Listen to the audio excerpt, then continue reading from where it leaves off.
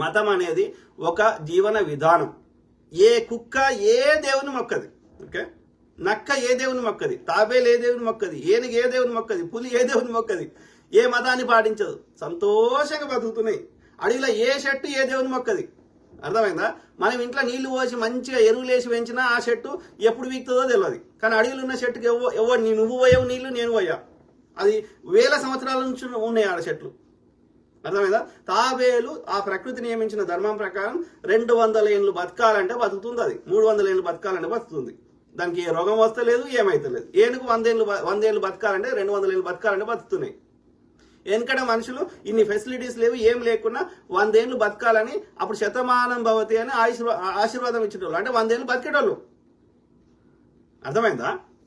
So కాబట్టి ఈ మతం అనేది ఒక జీవన విధానం, ఒక ఏమంటారు, కొన్ని విలువలతోటి బతికితే ఇంకా ఉన్నదానికంటే ఉన్నతంగా బతుకుతాం, ఇంకా సంతోషం బతుకుతామని ఎవరికి దోషిందో వాళ్ళు చెప్పారు. బుద్ధుని దోషింది ఆయన చెప్పిండు, ఇంకో జీసస్ ఆయన దోషింది ఆయన చెప్పిండు, ఆ ప్రాఫిట్ ఆయనకు దోషం ఆయన చెప్పిండు. అట్లనే ఇప్పుడు ఈ సోకాల్డ్ హిందూ మతం అని చెప్తున్న దానిలో ఎవరికి దోషిందో వాళ్ళు చెప్పారు. అది నచ్చితే పాటించండి, వేరే వాళ్ళకి నష్టం ఎందుకు కానంత వరకు, అది యొక్క మూఢనమ్మకాలు లేనంత వరకు ఎవరికి నచ్చిందో వాళ్ళు పాటించుకోండి. నేను దాంట్లో అది వ్యక్తిగత విశ్వాసం, దానికి ఆధారాలు లేవు, ఎక్కడ దానికి ఇది మంచిగా అవుతుందని ఎలాంటి సైంటిఫిక్ ఇది లేదు. కానీ వేరే వాళ్ళకి నష్టం కానంత వరకు ఒక విశ్వాసంతో ఒక జీవన విధానంతో బతుకుతా అంటే ఎవరికి నష్టం లేదు.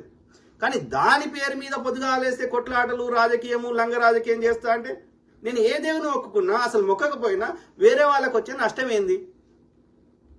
ఇట్లనే ఈ కొట్లాటలు పెట్టి పంచాయతీలు పెడితే ఇట్లనే చేస్తే రాను రాను పక్షులు జంతువులు లెక్క అవి ఎట్లయితే నాస్తికంగా ఉన్నాయో మనుషులు కూడా అందరూ నాస్తికులు తయారవుతారు. చూడండి.